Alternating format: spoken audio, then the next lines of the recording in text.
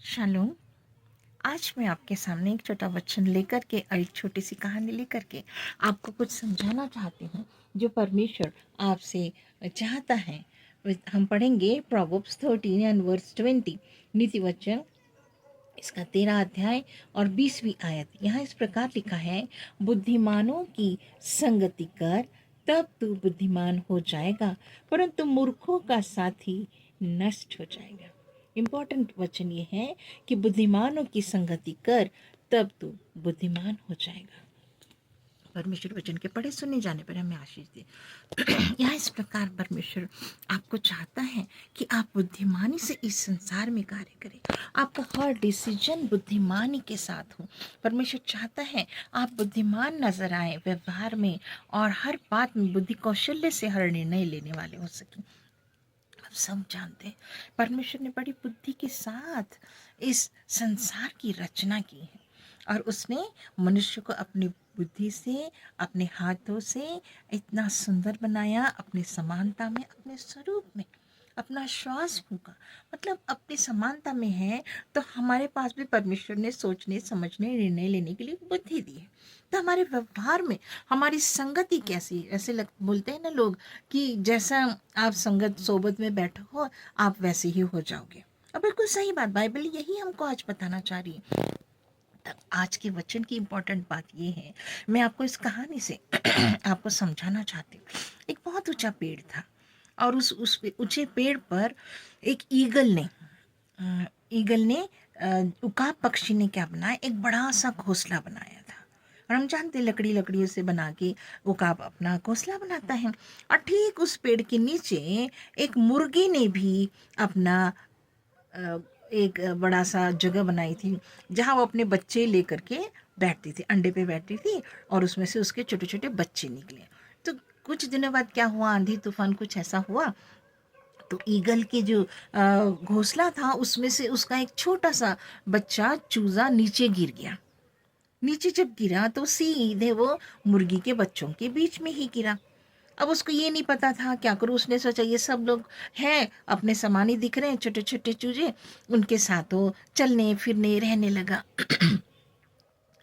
थोड़े दिनों बाद देखा कि ये ईगल का बच्चा उन सारे बच्चों से थोड़ा सा बड़ा दिखता था, लेकिन मुर्गी उसको अपना बच्चा ही समझती थी और उसको अपने साथ ही वो घूमने के लिए, चराने के लिए जंगल जाती थी, लेकर के आती थी, शाम को अपने पंखों में लेकर के बैठती थी।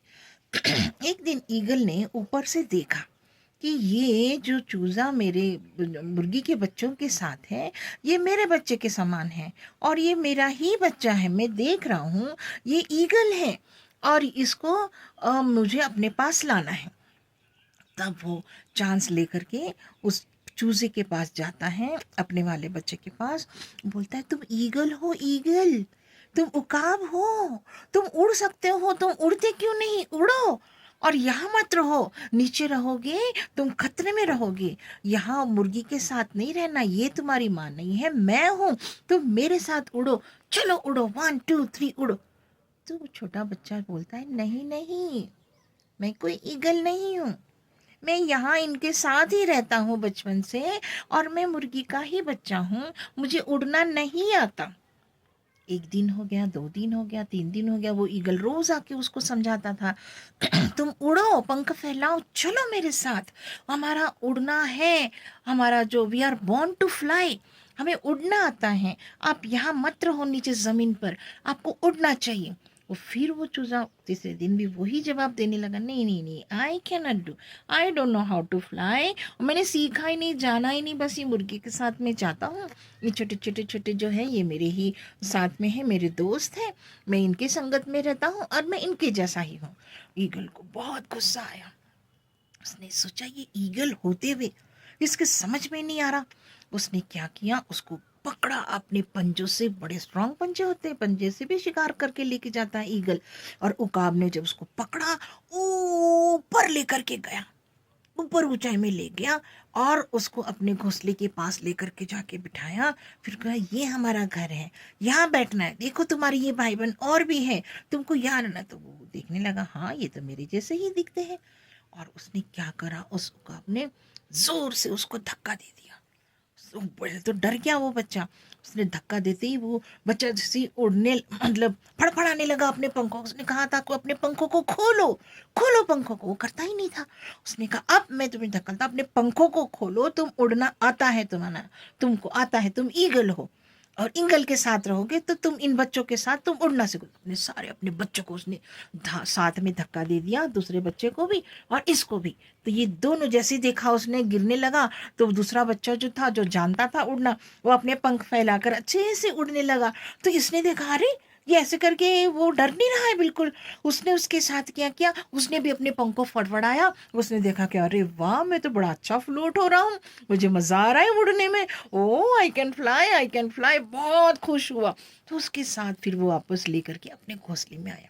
फिर उसकी मम्मी ने उसको बताया, देखो मैंने कहा था ना, मुर्गी के बच्चों के साथ रहोगे तो तुम जमीन पे ही रहोगे, तुम्हें उड़ना नहीं आएगा। तुमको ईगल हो, ईगल की ही संगति में रहना है। यही तुम्हारी संगति है जहाँ पे तुम उड़ना सीखो। को बताओ तुम्हें कैसा लगा उड़ना।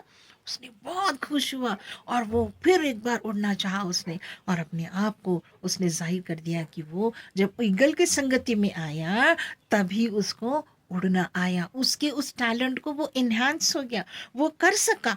तो मेरे प्रिय परमेश्वर का वचन और ये कहानी आपको ये सिखाना चाहती है, हमें जीवन में योग्य निर्णय लेने के लिए बुद्धि की ज़रूरत है। बुद्धिमान लोगों की संगति में उठना बैठना चाहिए। ये नहीं कि जो बुरी संगति की बुरी आदतों में लोग हैं उनके साथ बैठोगे तो आप भी बुरी आदतों में पड़ोगे। आज से प्रण कीजिए कि मेरी संगति को मैं सुधारूंगा। वचन ये भी कहता है नए नियम में, बुरी संगति अच्छे चरित्र को बिगाड़ती है। निर्णय आपका है, आप किस संगति को पसंद करते हैं। परमेश्वर चाहता है आप बुद्धिमानी की संगति करें, मूर्खों के साथ, गलत लोगों के साथ बैठकर अपने जीवन का नाश ना करें। प्रभु इन वचनों से आपको बहुतायत से आशीष दे। बुद्धिमान हो जाइए, क्योंकि प्रभु का वचन आपको यही कहता है, बुद्धिमानों की संगति कर तब तो बुद्धिमान हो जाएगा। प्रभु आप सबको आशीष दे और आपको बुद्धिमान बनाए। आमीन। God bless you.